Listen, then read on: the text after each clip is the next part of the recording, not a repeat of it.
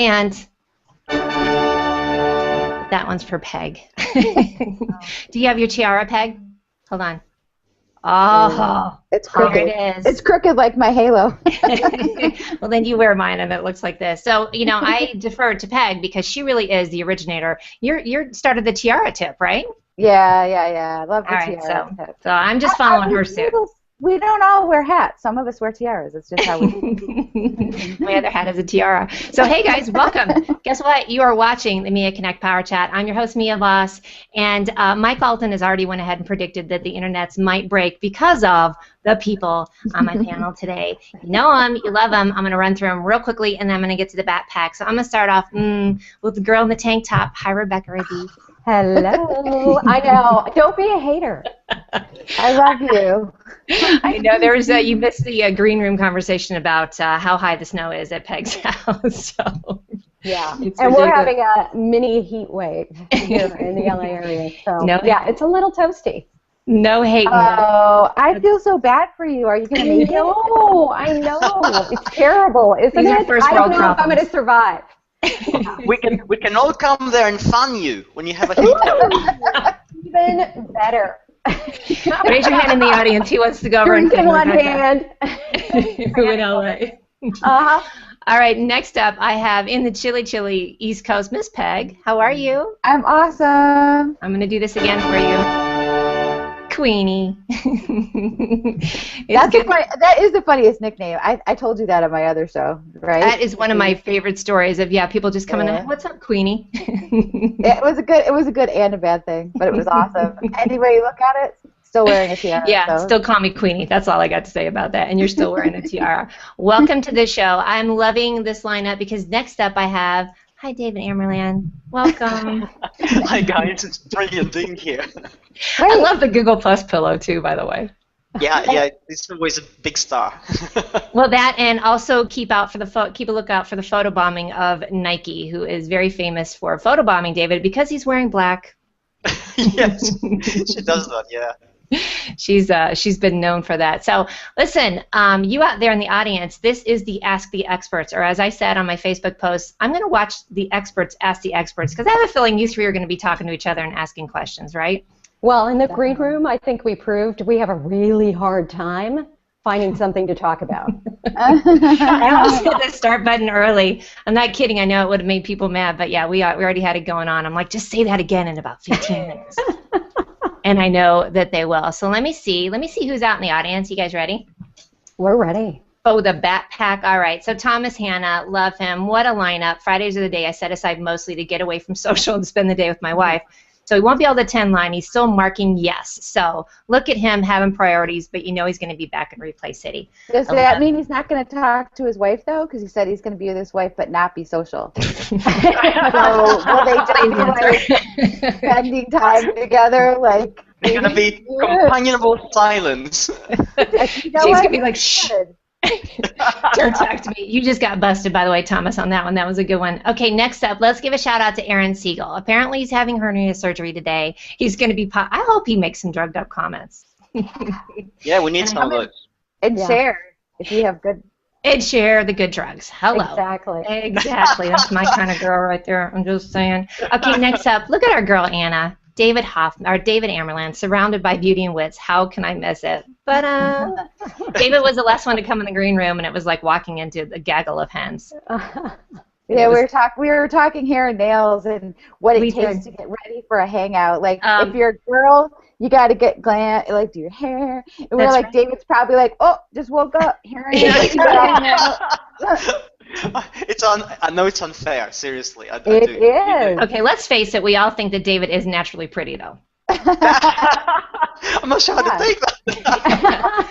Yeah, we do. He's good looking. All right, we've got Elaine in the audience. She's saying hey to Dave Pipe in England, Nazim in Milan, William Rock, hi brother, the Bat Crap Crazy Pack. God, even I can't say that. That's a lot. Let's see what else we got. Oh, Richard, he says, hey Miara, the Tiara Girl and her panel. I'm just, holding down the fort until Peg got here for sure. So we also have Bruno. Hey there, all hail the queen of HOAs. Hey, brother, good to see you here. Regina Woodward. Do you guys have any shout-outs that you have for all your favorites in the audience?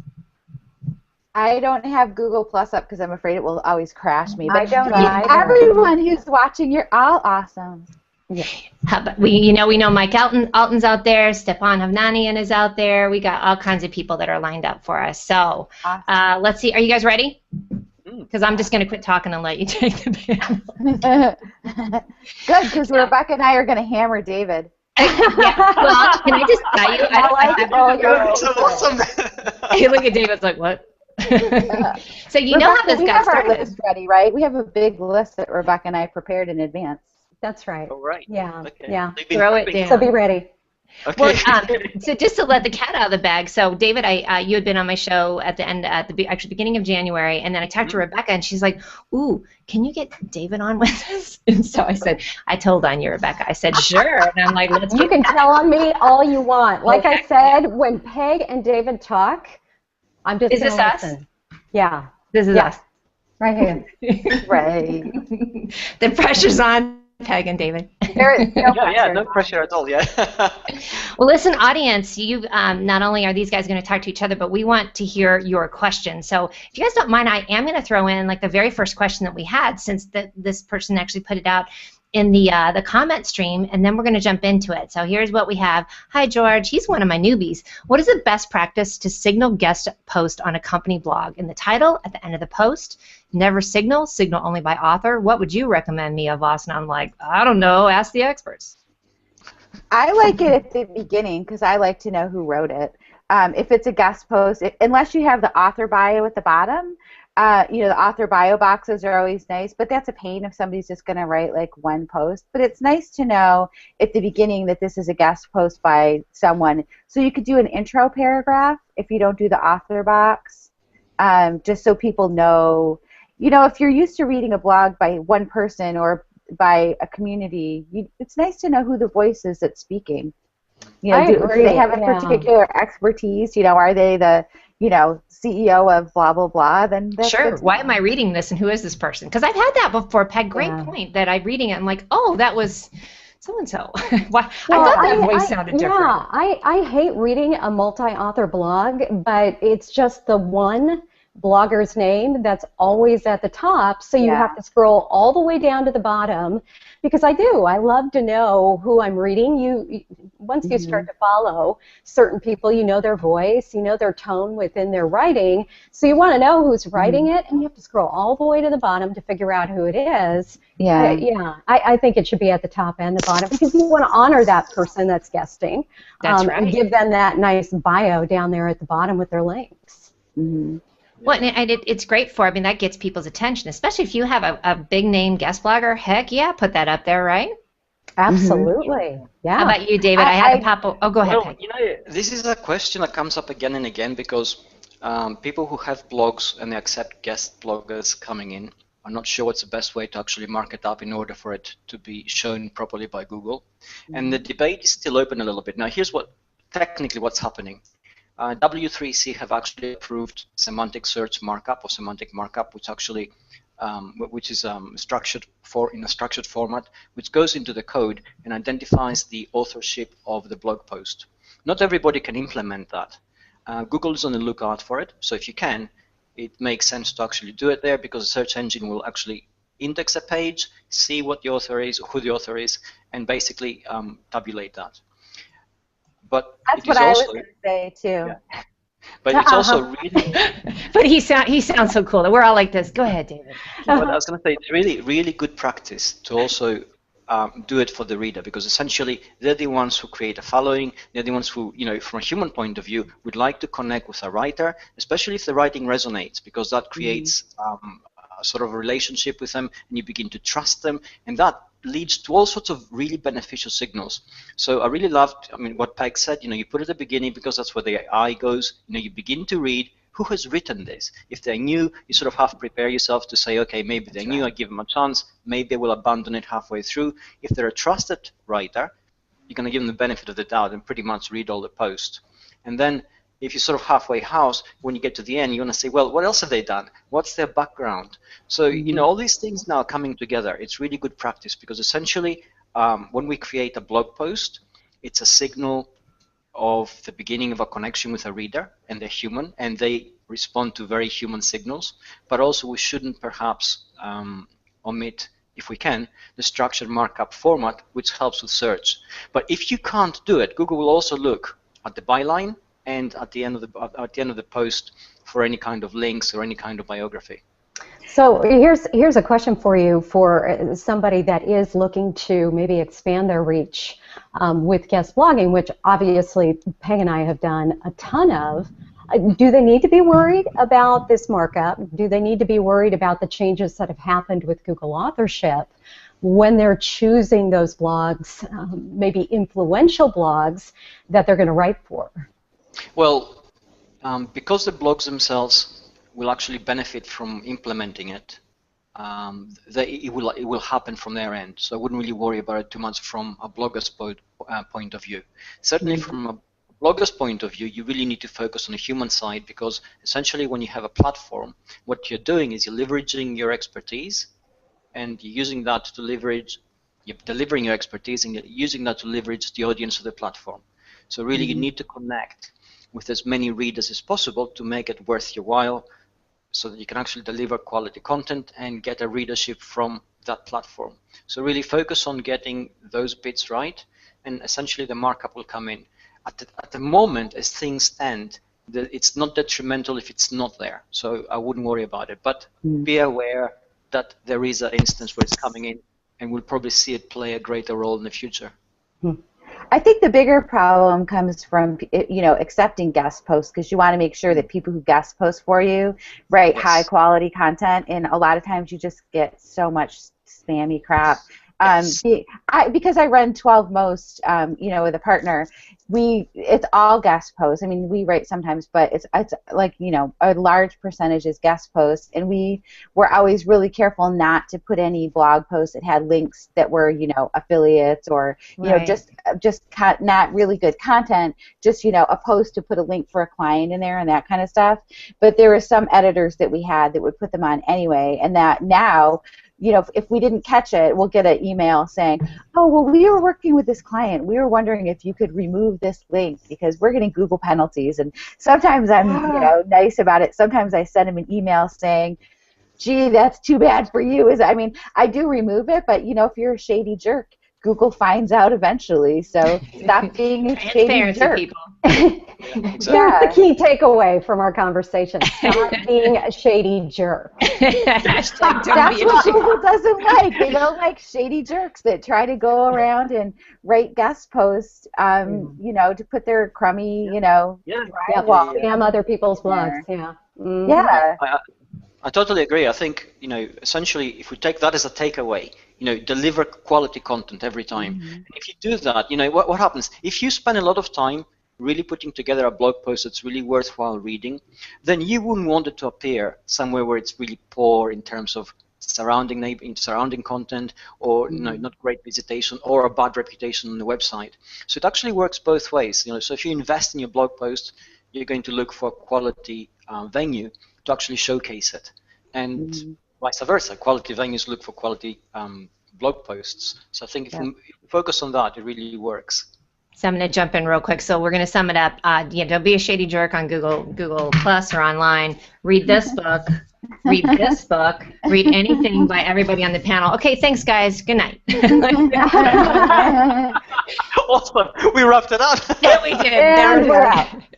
Well, and I kind of thought, actually, I was thinking, because I know it's later for you, Dave, we should have just had drinks and have everybody drinking, and then really dig into rants. Yeah, Rebecca would be drunk at 9 a.m. Yeah, it's only 9 o'clock in Rebecca's world. Mimosas are acceptable, though, I'm just saying. Of course they are, always.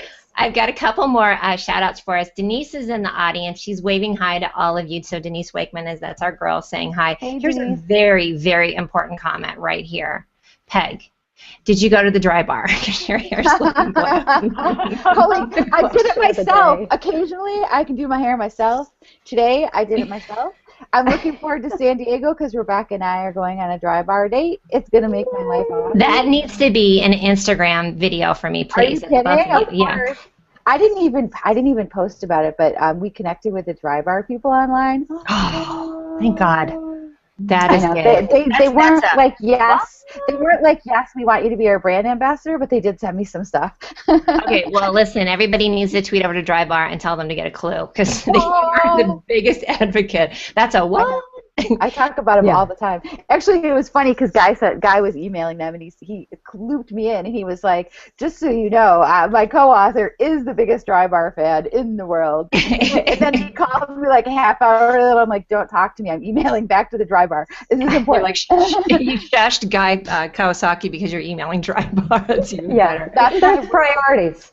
That's what I do. Well, listen, that was probably one. I'm speaking of Instagram, so once in a while we got to be on in the green room after Chef's show a couple weeks ago, and that was one of the best pieces of advice. Peg, you got me started on that. I'm doing those little mini videos on Instagram and then downloading it. Woo, that was a game changer for me. So all this different kind of stuff. You guys pay attention. So I'm gonna jump into that because look at this. Hello, and then wait a second. Hi, hello, also signed. I'm just saying, by you. I did a hashtag for you, too, in there. You did? Hold on a second. What was it? A sparkle on. Oh, hashtag sparkle on. I love that one because she knows I love my little crown. So let's talk about your book that you co-wrote with Guy. I'm loving it. And listen, it goes in line with what David wrote as well. So, we were talking about, what did you say in the green room, Peg? You're like, I'm afraid to read your book. I'm afraid to read David's book because I might find out how little I know. Which, Yeah, I will do it, David. It's on my Kindle. I have it. I have to tell you guys, so I've been reading both. I mean, I'm loving it because, David, you've got this cool little, these action lists at the end of each one. And then Peg and Guy, I mean, this thing is like jam-packed. I sound like an infomercial for it. I don't care because I like it. And I love it. And it also, what did we say? The great thing about both these books and then having these guys on here is it keeps people, like sort of the every person, people ask me stuff. I'm like, go buy this book. They did the legwork, right? Well, that is the best reason to write a book. I mean, in my opinion, like all the time people ask me how I do what I do. Like, how do you do what you do every day? How can I do what you do? And you can't answer that even in a 1 hour hangout. Like, there's just so much. And even in the book, I didn't put. Guy likes to say everything is in there. Everything isn't in there. There's a lot, though. I mean, there's a lot of what I do, but it's not everything that I do. It's enough though that you don't get overwhelmed, Peg. That's what I love about it. Yeah, well, that's because Guy edited me a lot. No, I'm just kidding. No, but we wanted it to be like little bite-sized tips, so if you needed just help on Instagram, for example, you could just go look at the little Instagram section and not be overwhelmed. Because I think that's, part of the thing that's hard for people is like, okay, I'm great, like me, and let's take you, for example. You're amazing on Google+. You're amazing on Hangouts. How do you translate into other social media platforms with that? What can I do? Like, I'm amazing. Okay, so do little videos, do little Instagram videos, and be awesome. So many people are afraid to get on camera and share what they look like or what they, anything. Yep. Being on camera is probably like the scariest thing after probably speaking live. Public speaking, dentist, and death, I think it might be. I'll throw snakes in there, but that's a whole other topic. But, so because you're great on camera, the natural thing is for you to make little videos, show little teeny, like, you're funny, you're awesome, like, and everybody needs to get it. And it was so much fun. Plus, I think a lot of times too, people think that they have to make this big production out of it, right? And I love that on Instagram. It's just button. You just keep hitting it, do their little thing. Look I'm going to do an Instagram too, because look I got my little stand. That's my new favorite thing, right up there with the tiara. But I'm loving that. Here's another quick comment. Sunny had this too. She said, sending Cadwallader. Hi all, great show. You can also start using the Twitter video for the similar thing to Instagram, so it gives you longer time. Hey, and this is really random. Jeff C does want to know if Drybar does beards. That's a great question. That's important. Well, they will. Fear the beard. Now that would be an excellent excellent Pinterest board video. I haven't gotten Guy to go into Drybar with me, but he definitely will sometimes because he thinks it's hysterical. I think he needs to go in there with his hair and see what they do. So listen, between these two books, here's what I'm loving too. You guys cover everything that you need to do pretty much from soup to nuts. So I know we started a little high level on the conversation here today, but I'm loving reading both these books and then reading all the content that all three of you put out. Is pretty much getting profile and message all straight, and you've got to get that started. Then you go with content, you go with engagement, you go with retention. So can we kind of dive into that? What do each of you think is some of the best tips for our newbies out there, and kind of how to get the best message? I know that's broad, but I know you can do it. I can start it off, and essentially I think both Rebecca and Peg have frequently said, not in some few words, be yourself. And it's really difficult to do sometimes, because the moment you say that, if you're a newbie, you think, okay, where do I begin oversharing? Where do I stop? Where do I begin being professional? It becomes a really confusing algorithm, and you're asking somebody to be natural, and we've got to define that natural within this context is like being natural in any kind of conversation. When you go to, let's say, a wine bar, you don't behave in the same way that you behave in a beer hall. And you're being yourself in both places. Wait right? a second. I beg to differ. I'm just kidding. Is this at the beginning of the bar or the end of the bar? Oh, yeah. Well, even that. I mean, that's so awesome, because you're right. The framework when you actually enter the bar and you're sober, and what it's like 4 hours later after you had a few drinks. Totally different selves, right? But you're still being yourself. You're still being authentic in that context. And I think that is so hard to actually write down and tell people. Yes. A little bit of guidance, do this, don't do that. It becomes a little bit prescriptive. And then look what people do. Look at the people who, how do we learn in business? We look at successful business models and we try to follow them. We try to emulate them. We try to reverse engineer it. Look at successful people. Look at how Mia does it. Look at how Rebecca does it. Look at how Peg does it. And think, okay, how can I make it mine? Because obviously you have to do that. And I think that's probably the best guide you can give anybody, which will actually work for them. Yeah. So I have a quick question for all of you, just on the authenticity, real quick, because I'm sure everyone comes to each one of you and says, oh, I love your style, I love how you are, and I know for myself too, I'm like, ooh, but not everybody wants to wear this or talk about, things like, yay wine, that's my little style. So how do you answer that of helping people guide to sort of move it away from, you don't need to be like me, but then you've got all these different steps? I think you've kind of jumped into that a little bit, David, but how do each of you approach that?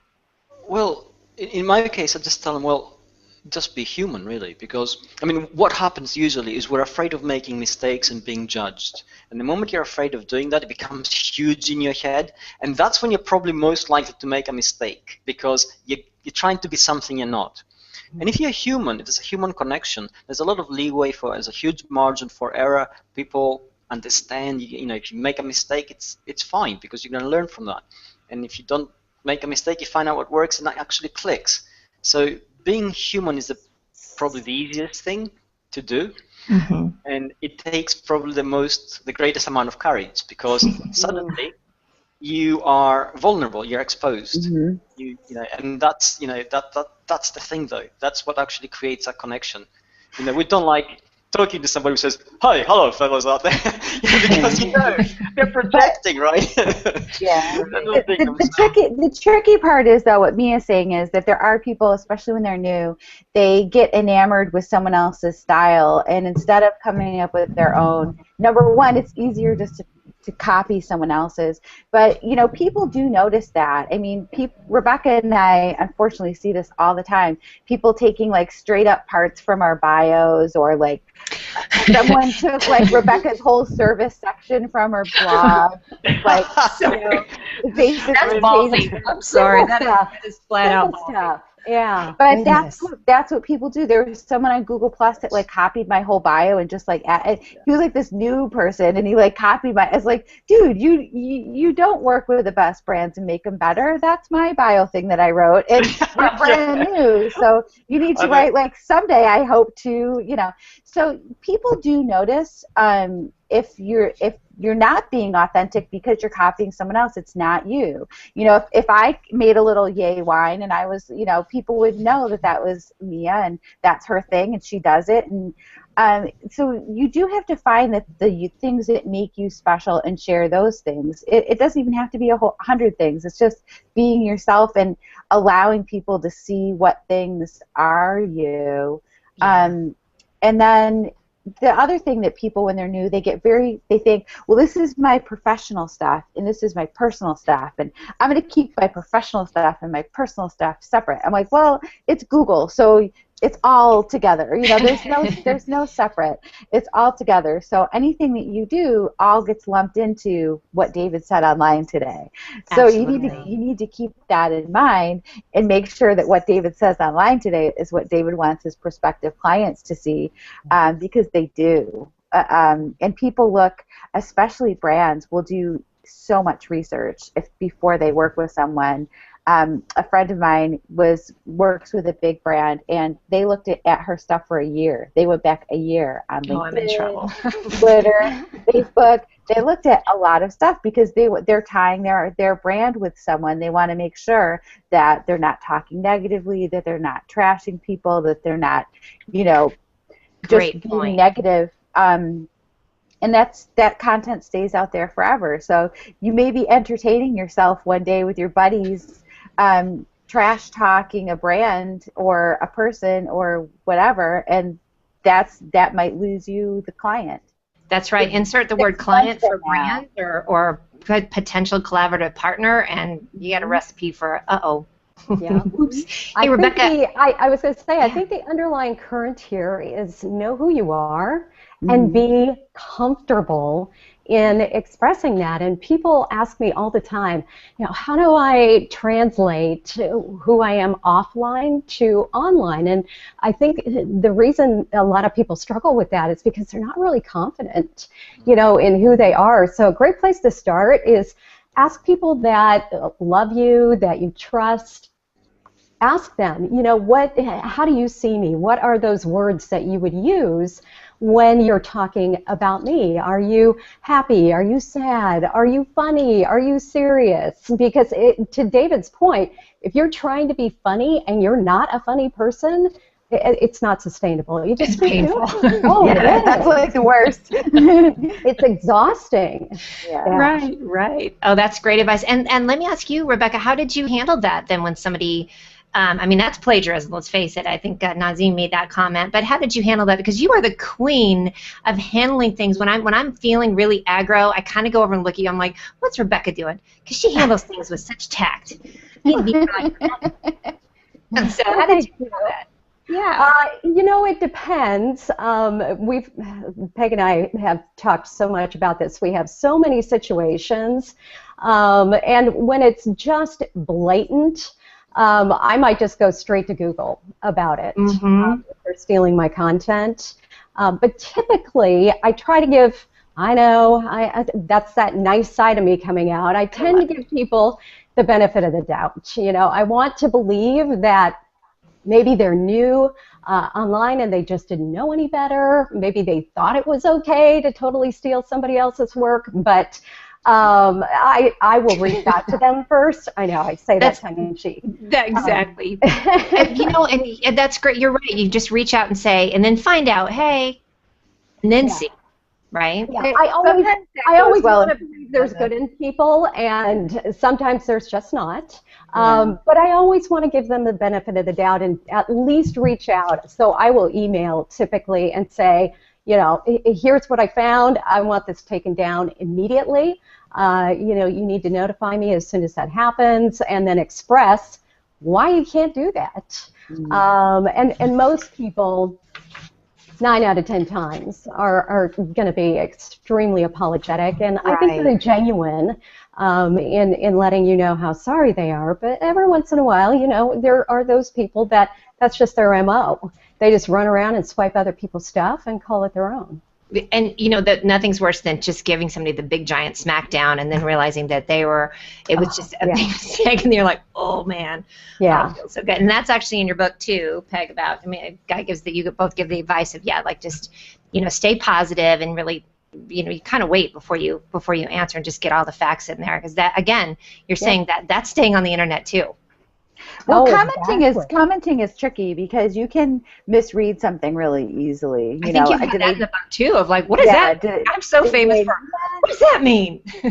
I know, like, how did you mean that? And then when they explain it, it could be totally different than what you thought it was. And it's stand down, right?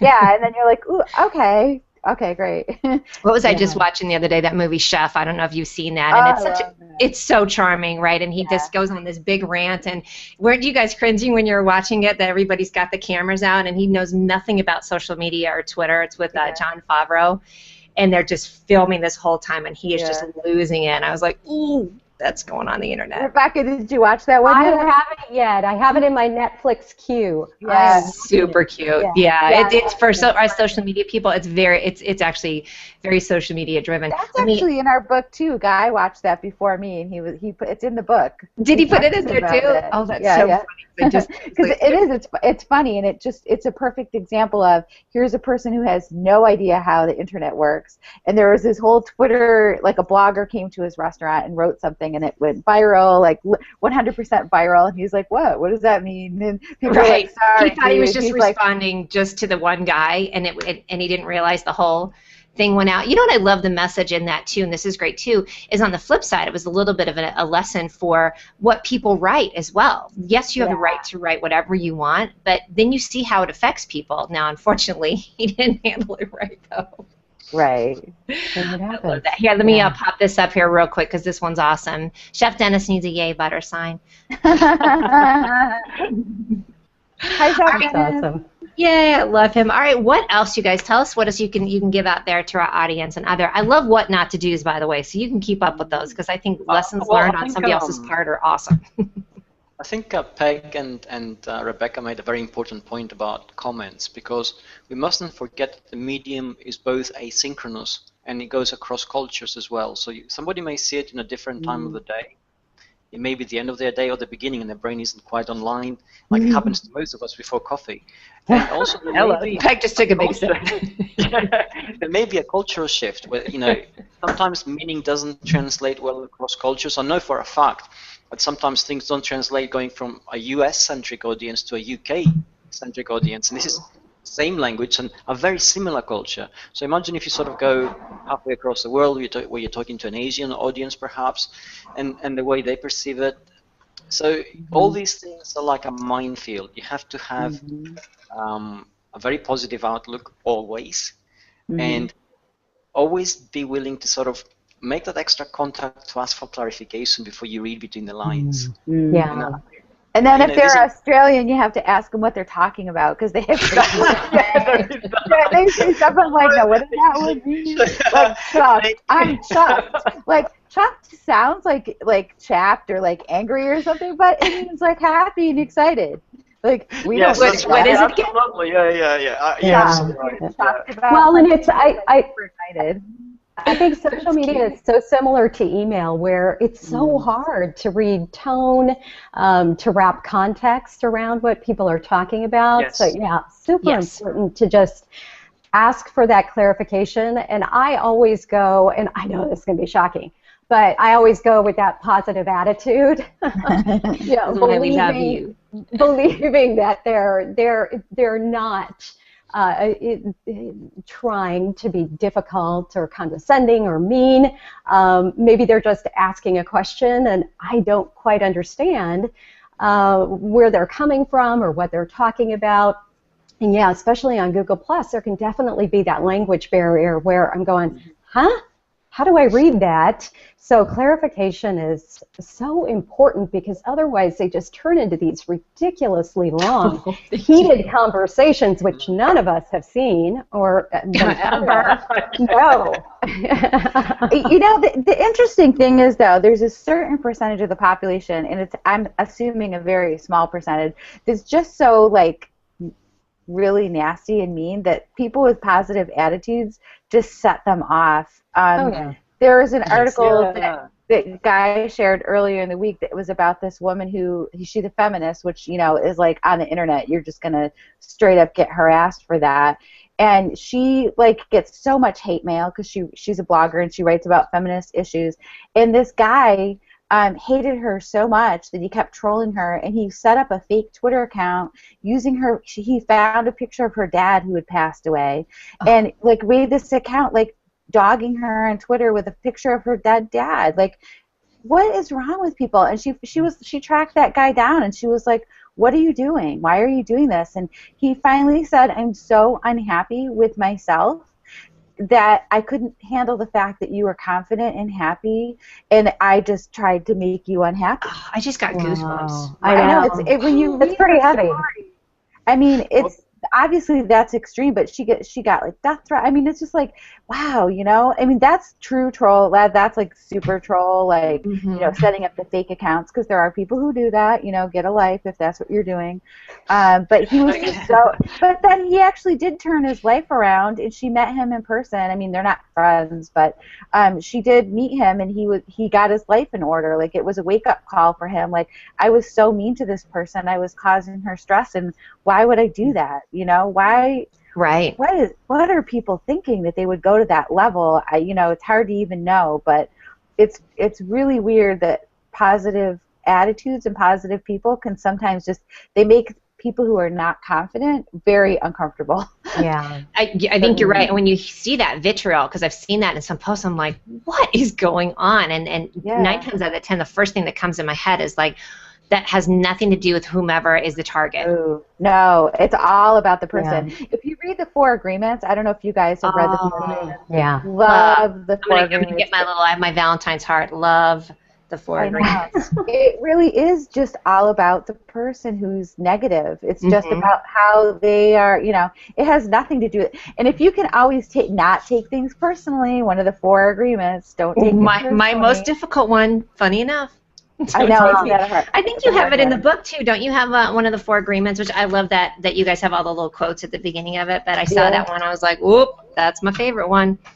Well, and I think that's an important point too about taking things personally, because it's so easy to get your feelings hurt or get offended online, and so much of what goes on you need to just let roll off you, because it doesn't have anything to do with you. It has everything to do with where that person is. And I think that's where I come from, and being positive is I never know what's going on within that person's world right at that moment. I don't know if their dad just died. I don't know that's right. If they just lost their job. I don't know what's going on. All I know is they're lashing out, and I don't need to feed into that. And that's what we're doing when we allow people to get the better of us, when we allow ourselves to engage into those conversations. And to go back to our first conversation about really understanding who you are, I think this is where it is so vitally important that you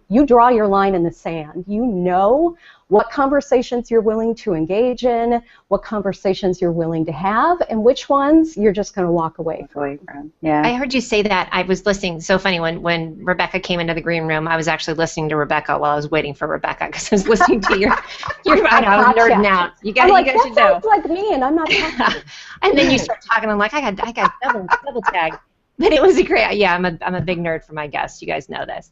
But it was a great interview. I heard you say that, and talk about consistency. You said the same thing on the interview, is that you really have from the very beginning learned what to draw the line in the sand. And then again, if you're truly on that authentic, I know we use that word so much, but I love it. It's hard. There's not another word. There's nothing else. And it's still so important. Yeah. It is transparency, authenticity. But if you have that nailed down on your authentic message, and it's on your profile and just everywhere across the board, you know, then you won't get. I think you may not. I mean, it always throws us, especially as women. Sometimes when we get men that really, you know, come after us, it's frightening.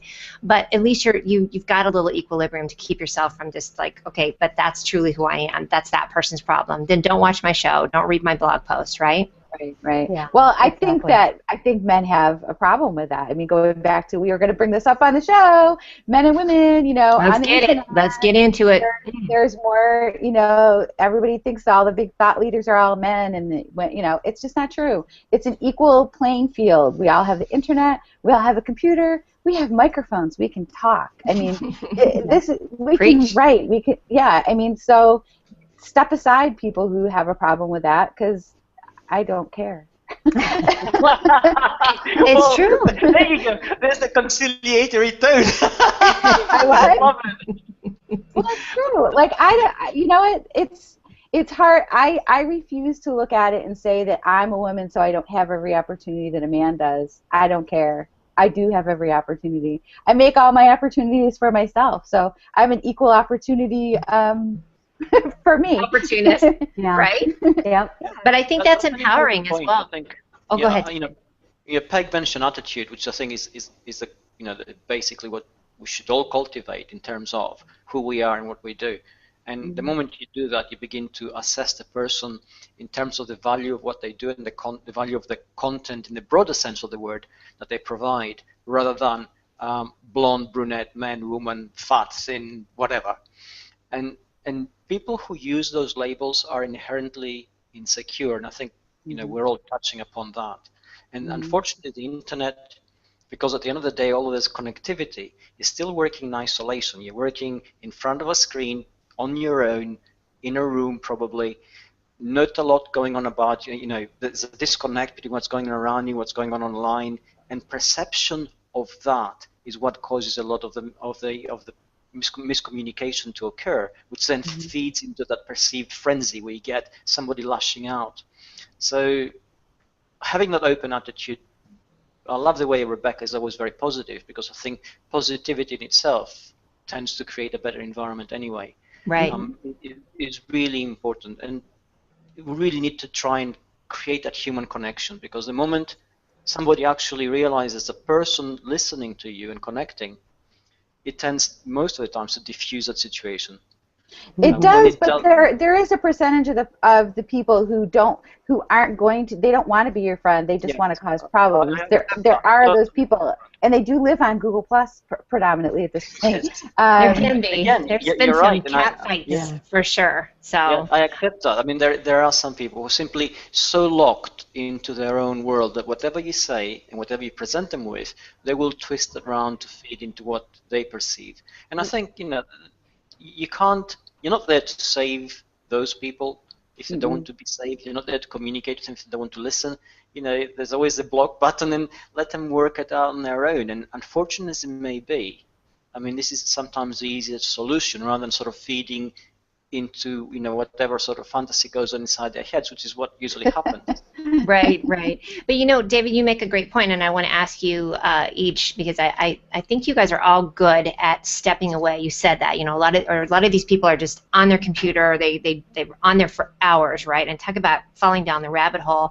And all three of you seem very good about balancing your personal life. I see you all post a lot of these fun things that you're doing with your family or getting out. So can you guys each talk about that? How each of you sort of how you balance that, because you're so well known online, but I know you're also good about getting offline. What is it? I suck at that. I was gonna say Peg might be that. I know, because girlfriend, I know you're getting stuff done. I cannot. When I do go out, I do take pictures, because I'm like, away from my house, yeah. Like I was in New York City last weekend. I was like, yay. I saw AFK, away from keyboard. That's my goal for this year, is to get better balance. So I do need to work on that. That's all I can say. All right, let's hear from. Let's get some advice in for, because I am too, Peg. I'm with you. I'm not as good. I post when I'm out, but I am here a lot. So how about you, David or Rebecca? How do you get yourself away from keyboard? The way I balance it primarily is that if there's something which excites me, and I think it will excite other people, and it becomes sort of it gives them a perspective which I just gained, I would share that. And it doesn't matter whether I'm online or offline. If sometimes I take pictures of cloud formations flying at 30,000 feet, and they're absolutely amazing. Which I love. It looks like, and I'll share that, and it resonates. It's that fine line between oversharing, where then people don't know quite how to respond, because you get into a slightly uncomfortable area. And I think the best guide is that if you're not comfortable sharing something in your grandma's living room, you shouldn't be sharing it. There you go. That's the best way.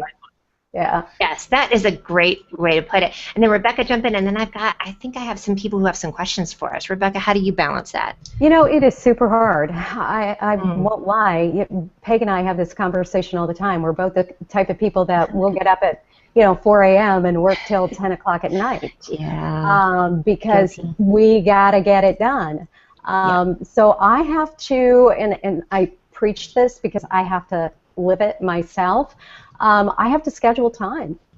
I schedule date night with my husband. Yeah. I have to force myself to do those things that are so incredibly important, to step away from the computer. And for me, it's a little bit easier. I've made a real commitment over the last couple of years. I live, in a beautiful climate.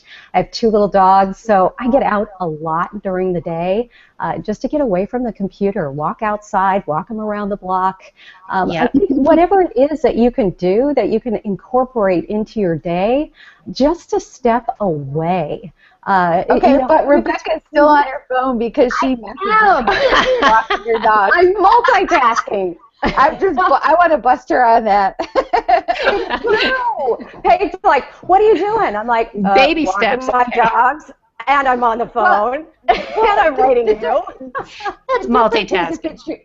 If it's your job, if social media is truly your job, it's different than if it's just a pastime or a hobby. That's we do have accounts that we're managing and Facebook pages that you do have to stay on top of the comments and things. So when you're running social media, not for yourself, but when you're working for other people, and you can't just walk away from it unless you had somebody else who literally could check the comments, make sure things posted, because you can be amazing and schedule tons of stuff, which is great, but you still have to check it live all the time. So it doesn't, no matter how awesome you are with scheduling, you still have the online time checking things. So it's hard it's very hard when it's your job. Rebecca, maybe we should give each other days where we monitor each other's Facebook pages and stuff. Hey, now there's a great idea. A babysitting chain, in the neighborhood. Yeah. So and so, you need to get to the store. I would Rebecca with my Facebook page. I would call myself Faux Peg. Yeah. FR and FP, Faux Peg, Faux Rebecca. William Rock says real quick, he says he takes a walk every day to get away from the keyboard, but he's still on his phone. And look, Jeff C. just got off the phone with Drybar making an appointment, and he just needs to get Oh, my God. Hey, brother Jeff, how are you? Oh, we better Instagram that. Oh, there you are. Oh, heck yeah. I'll take a Hey. picture. That's funny. What's up, brother? Well, I have a question. You said to pop in with a question, so I was going to ask all these people. Drybar app. Drybar, You have an app? They have an app you can make your appointment. Well, really? On my phone? Yes. That was it. That was his question. Yeah, okay, that was good. Yes. What's I'm the out. easiest way to make a Drybar appointment? Yeah, That's the that would top freak question him of the out.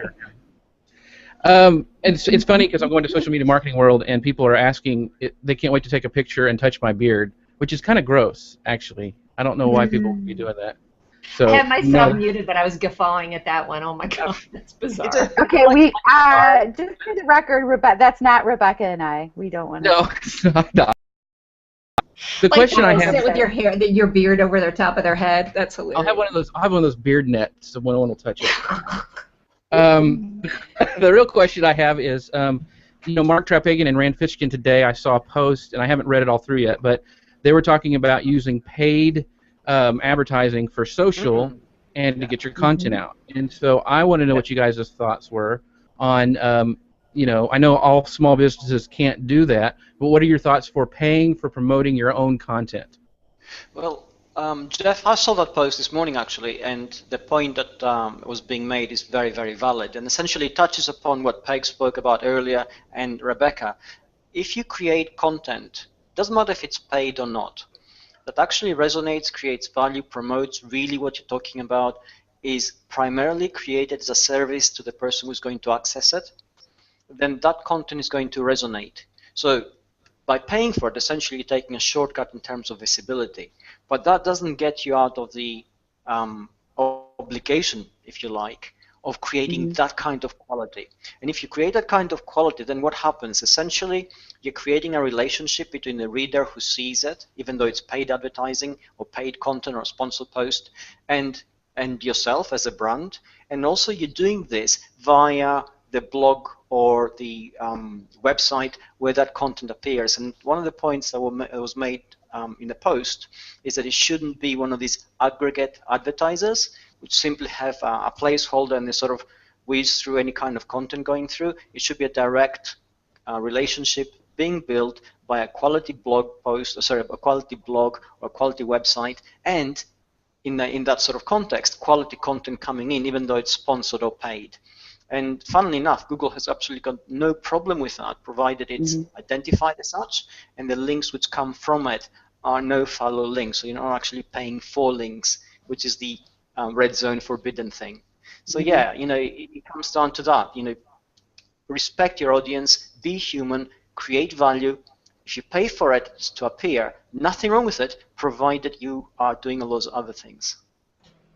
I will add that when you create content that you're going to sponsor, you actually have the challenge that needs to be even better, because I think people are, people are not just going to click on it because it pops up. It has to be even better if it says sponsored or promoted on it.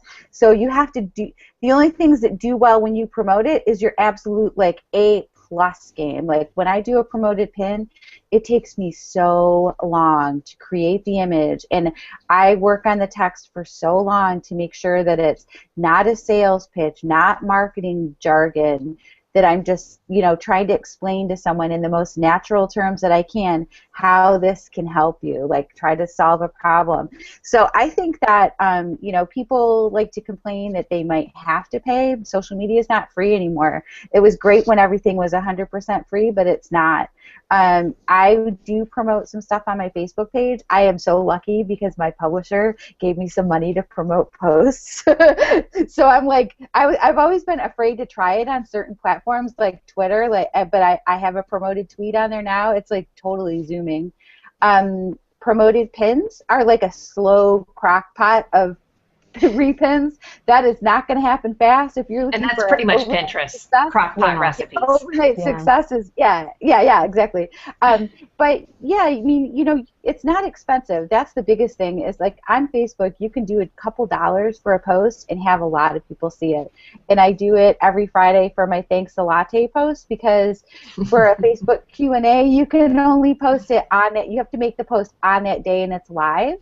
And it's a challenge to make sure that people see it. So I promote a post earlier in the day saying, thanks a latte, having an open Q&A today at 2, so join me and ask questions, because I want people to come and ask questions. People have a lot of questions that I don't have time to answer all the email. So there's some reasons that it makes it even harder to promote your content, because it needs to be super awesome and good. So it's not a fast track, makes it easy. You can throw a picture up and get it out there. Facebook won't take your money. No one will click on it. It's true. Right. Yeah. Right. Well, How about and you, I Rebecca? think I completely agree with what they both said. And I'm all for promoting your great content, but it has to stand alone. So if people aren't enjoying or appreciating your content, it could be that you need to take a good hard look at your content and figure out what's going on there first, because just promoting for the sake of promoting not necessarily going to fix your traffic problem or your click problem or your like or share problem. So there's that, and then there's also the other piece, which I see a lot of people make mistakes with, is just throwing money at ads for the sake of throwing money at it and not taking the time to really identify who you're targeting, who is your target market, and really drilling down into that. It's just so important. It's game-changing, as Peg and I have discussed. We've really been playing around with our own Facebook pages. We're kind of our own case study to get a feel for what's working and what's not, and it has everything to do with knowing your target market, knowing who you want to put your content out there in front of, and once you find that, rinse and repeat, just do it over and over again. Mm-hmm. Excellent. Do you have any, if you have any blog posts on that, panel members, that would be fabulous. Listen, put anything that we've talked about today, just spam the crap out of my comments, because I don't think either one of us has ever wrote about. Maybe we need to do written about that. Yeah. Wait a second. Let's do this moment. Yeah. Do you see how that did with my PR? Yeah. That was a great. Can you make a mustache? I would love a tiara mustache.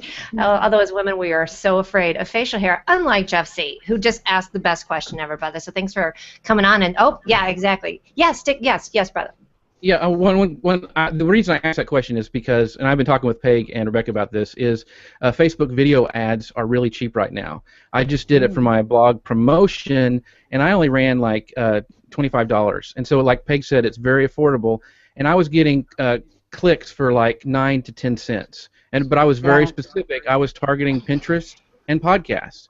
And just like David said, was it got my content out, because you can get lost in Facebook so easy, but it got my content in front of people who I wanted to see it.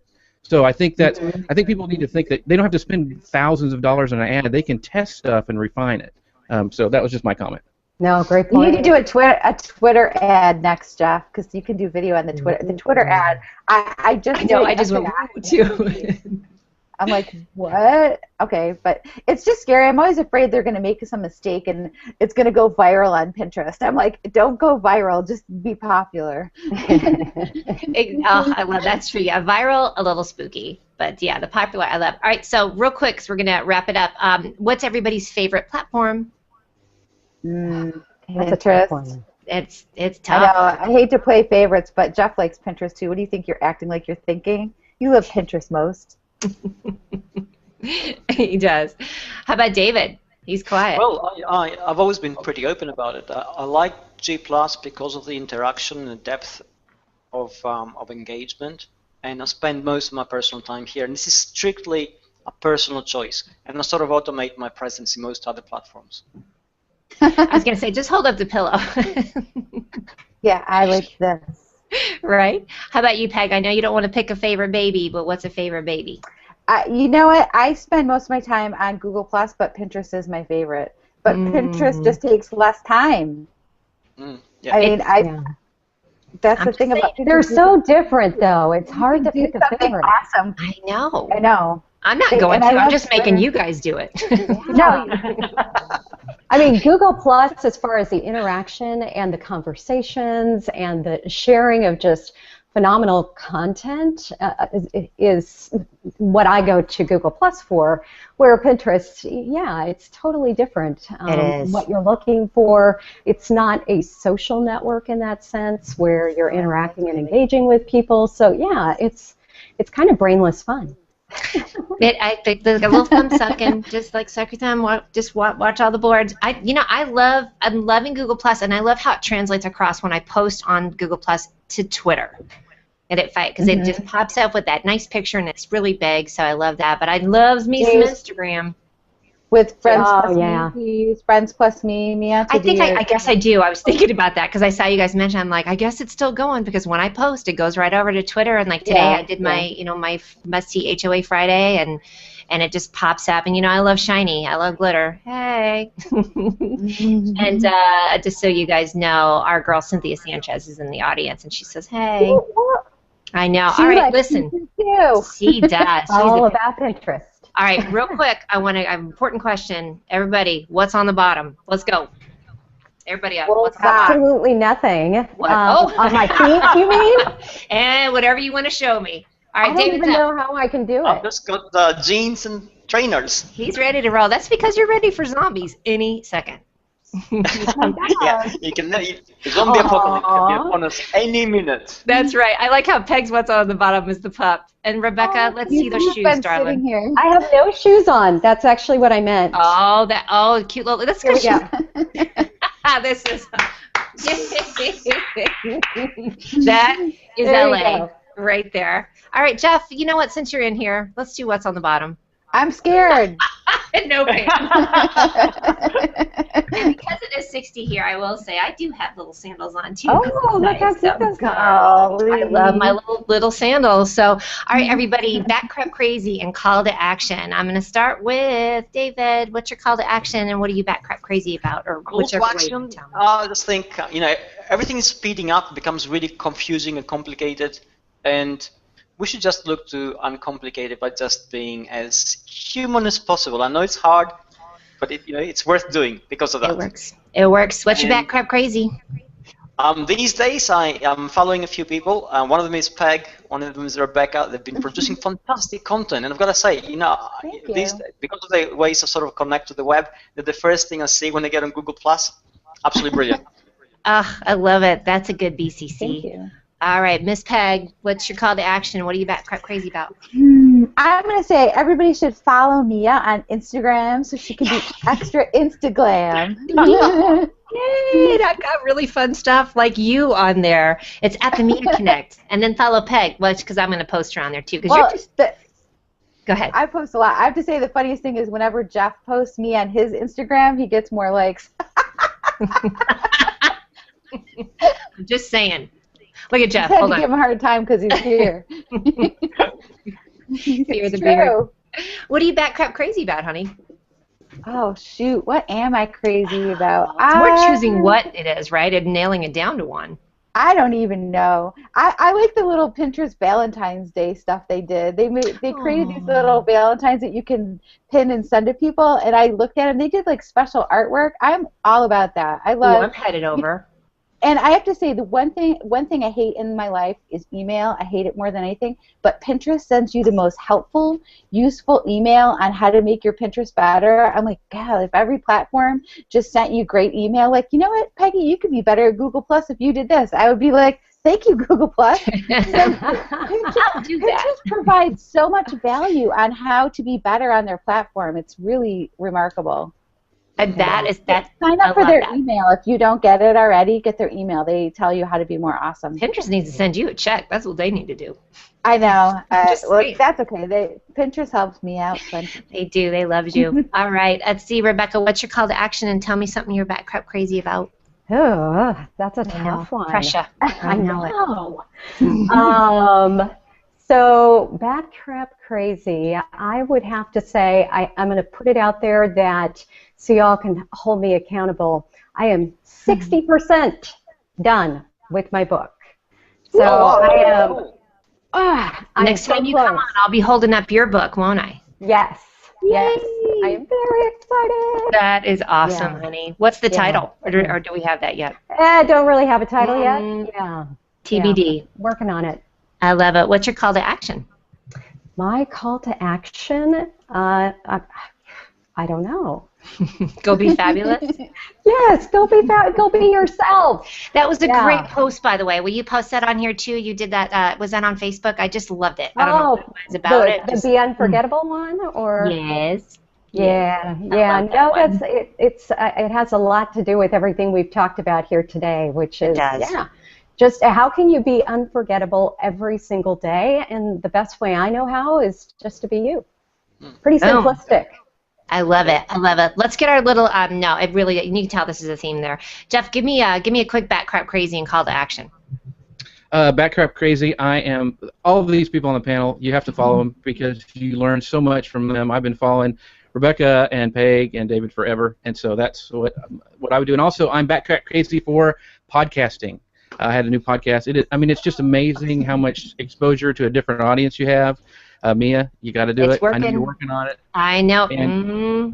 But being in somebody's being in somebody's ear like that is just incredible, and it's awesome. So then if you make cool trailers like Jeff, then you're all good. So awesome. Okay, guys, go and follow everybody. We're going to post the links in there real quick. My back crap crazy is Miss Hazel, who's coming in today. That is my foster dog. She's here in Denver. I'm going to be posting pictures, so you guys got to keep an eye out for her. She was ditched at the shelter at 8 years old. So party people, adopt, not shop. that person, and I kind of want to find that. I'm really trying not to want to just cut them.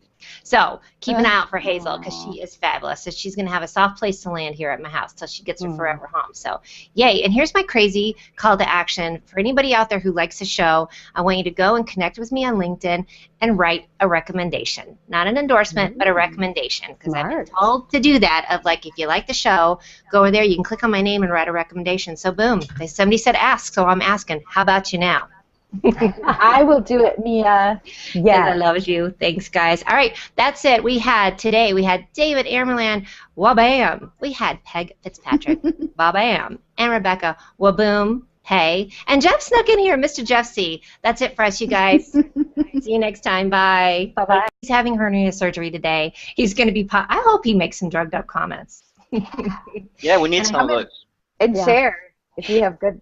And share the good drugs. Hello. Exactly. Exactly. That's my kind of girl right there. I'm just saying. Okay, next up, look at our girl Anna. David Amerland, surrounded by beauty and wits. How can I miss it? But David was the last one to come in the green room, and it was like walking into a gaggle of hens.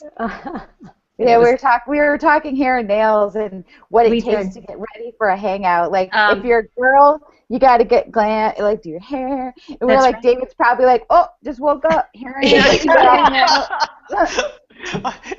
I know it's unfair. Seriously, I do. It is. Okay, let's face it. We all think that David is naturally pretty, though. I'm not sure how to take that.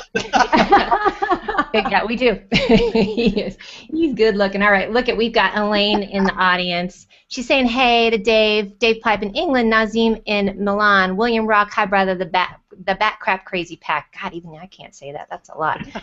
Let's see what else we got. Oh, Richard, he says, hey Miara, the Tiara girl and her panel. I'm just, holding down the fort until Peg got here for sure. So we also have Bruno. Hey there, all hail the queen of HOAs. Hey, brother, good to see you here. Regina Woodward. Do you guys have any shout-outs that you have for all your favorites in the audience? I don't have Google Plus up because I'm afraid it will always crash me. But I don't either. Everyone who's watching, you're all awesome. Yeah. We know Mike Alton's out there. Stepan Havnanian is out there. We got all kinds of people that are lined up for us. So let's see. Are you guys ready? Because I'm just going to quit talking and let you take the panel. What's up, Queenie? It was a good and a bad thing, but it was awesome. Anyway, look at it. Still wearing a tiara. Yeah, still call me Queenie. That's all I got to say about that. And you're still wearing a tiara. Welcome to the show. I'm loving this lineup because next up I have David Amerland. Welcome. Hi guys, it's brilliant being here. I love the Google Plus pillow too, by the way. Yeah, it's always a big star. Well, that, and also keep a lookout for the photobombing of Nike, who is very famous for photobombing David because he's wearing black. Yes, she does that. Yeah. She's been known for that. So listen, you out there in the audience, this is the Ask the Experts, or as I said on my Facebook post, I'm going to watch the experts ask the experts because I have a feeling you three are going to be talking to each other and asking questions, right? Well, in the green room, I think we proved we have a really hard time finding something to talk about. I almost hit the start button early. I'm not kidding. I know it would have made people mad, but yeah, we already had it going on. I'm like, just say that again in about 15 minutes. And I know that they will. So let me see who's out in the audience. You guys ready? We're ready. Oh, the Bat Pack. All right. So Thomas Hanna, love him. What a lineup. Fridays are the day I set aside mostly to get away from social and spend the day with my wife. So he won't be able to attend line. He's still marking yes. So look at him having priorities, but he's going to be back in Replay City. Does that mean he's not going to talk to his wife, though? Because he said he's going to be with his wife but not be social. So will they just be spending time together? Like, it's going to be companionable silence. She's going to be like, shh. Don't talk to me. You just got busted, by the way, Thomas, on that one. That was a good one. Okay, next up, let's give a shout out to Aaron Siegel. Apparently, and that one's for Peg. Do you have your tiara, Peg? Hold on. Oh, it's crooked. There it is. It's crooked like my halo. Well, then you wear mine, and it looks like this. So, I defer to Peg because she really is the originator. You're started the tiara tip, right? Yeah. I love the tiara. So I'm just following her suit.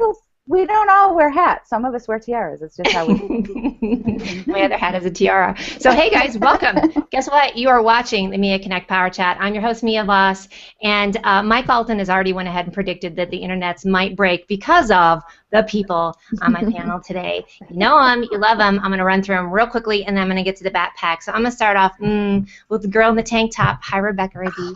Hello. I know. Don't be a hater. I love you. I know there was you missed the green room conversation about how high the snow is at Peg's house. So yeah, and ridiculous. We're having a mini heat wave here in the LA area. So yeah, it's a little toasty. No hate. Oh, I feel so bad for you. Are you going to make it? I know. It's terrible, isn't These it? are first I world don't know if I'm problems. going to survive. We can all come there and fun you when you have a heat. Even better. Raise your hand in the audience. Who wants to go over and Drink in one hand. Who in LA? Uh-huh.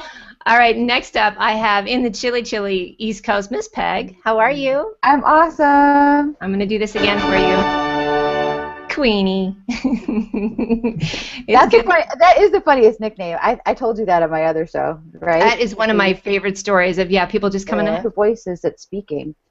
Do agree, they have a particular expertise? Are they the, CEO of blah, blah, blah? Then that's Sure. Why am I reading this and who is this person? Because I've had that before, Peg. Great point that I'm reading it. I'm like, oh, that was so-and-so. I thought that voice sounded different. Yeah, I hate reading a multi-author blog, but it's just the one blogger's name that's always at the top, so you have to scroll all the way down to the bottom, because I love to know who I'm reading.